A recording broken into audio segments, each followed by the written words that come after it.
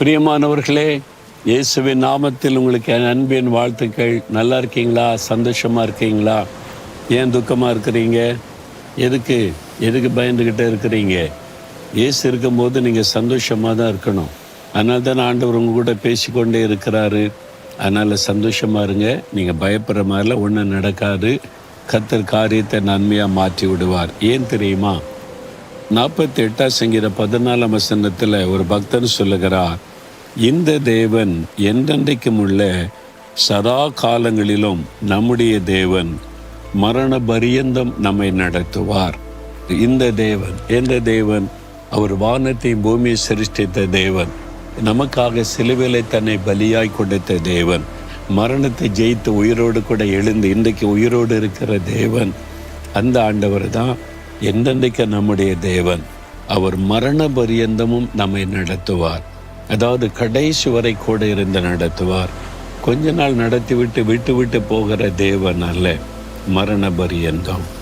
நான் 74வது வருஷம் ஆண்டவர் என்னை ஊழியத்துக்கு அழைத்த போது நான் ஒரு வாலிபன். அந்த நாளில் 20 வயசு. அந்த நாளில் ஆண்டவர்கிட்ட நான் சொன்னேன், ஆண்டவரே, நான் ஒரு வாலிபனாக இருக்கிறேன், ஊழியத்துக்கு நான் வரலாம், ஆனால் இவ்வளோ பாவ சோதனைலாம் இருக்குது, நெருக்கங்கள்லாம் இருக்குது, இவ்வளோ போராட்டம்லாம் இருக்குது, என்னால் கடைசி வரை நிற்க முடியுமா? சிலர் அப்படி சொல்கிறாங்களே, கடைசி வரைலாம் நிற்கணும்ல, நிறைய பேர் இடையில விழுந்து போயிட்டாங்களேன்னு சொல்கிறாங்க. எனக்கு என் மேலே நம்பிக்கை இல்லை ஆண்டவரே, எனக்கு அதுக்கு பலனும் இல்லை. ஏன்னா நான் ஒரு வாலிபன், பாவ சோதனை வரும், பல நெருக்கல் வரும், நான் ரொம்ப ஒரு மாதிரி சாப்பிட்டு காட்டு யாராவது குறைச்சுன்னு சொல்லி பேசிட்டாலே சோர்ந்து போயிடுவேன். அதனால் என்னால் ஊழியத்தில் நிற்க முடியுமா அப்படின்னு சொல்லி ஆண்டவர் சொன்னார், நீ வா, நான் உன்னை கடைசி வரை நடத்துவேன். உன்னை பாதியில் விட்டு விட்டு போகிற தேவன் அல்ல, என்னை நம்பி நீ வா அப்படின்னு சொன்னார்.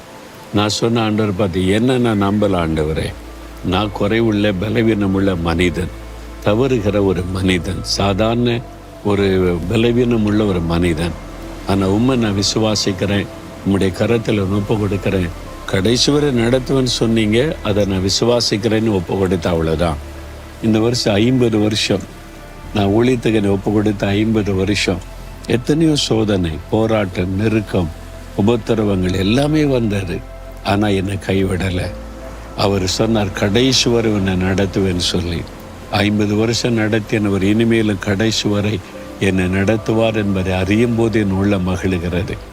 என்னை நம்பி நான் இல்லை, என் பலத்தை நம்பி நான் இல்லை, எனக்கு திறமை இருக்க பலன் இருக்க நான் சாதிச்சிடும் அப்படின்னு நான் நினைக்கிறதே இல்லை. என் ஆண்டவர், என்னை ரட்சித்தவர், எனக்கு வாக்கு கொடுத்தவர் மரண பரியந்தம் நடத்துவார். அவரை சார்ந்து கொண்டதுனால எல்லாத்தையும் தாண்டி வர முடிந்தது. அவரை சார்ந்து கொள்ளுங்க. அவர் தான் சொல்கிறார்ல, மரண பரியந்தமும் நம்மை நடத்துவார், உங்களை நடத்துவார், உங்களை வெட்கப்பட விட மாட்டார், கைவிட மாட்டார், உங்களை பாதியில் கைவிட்டு விட மாட்டார். பயப்படாதுங்க.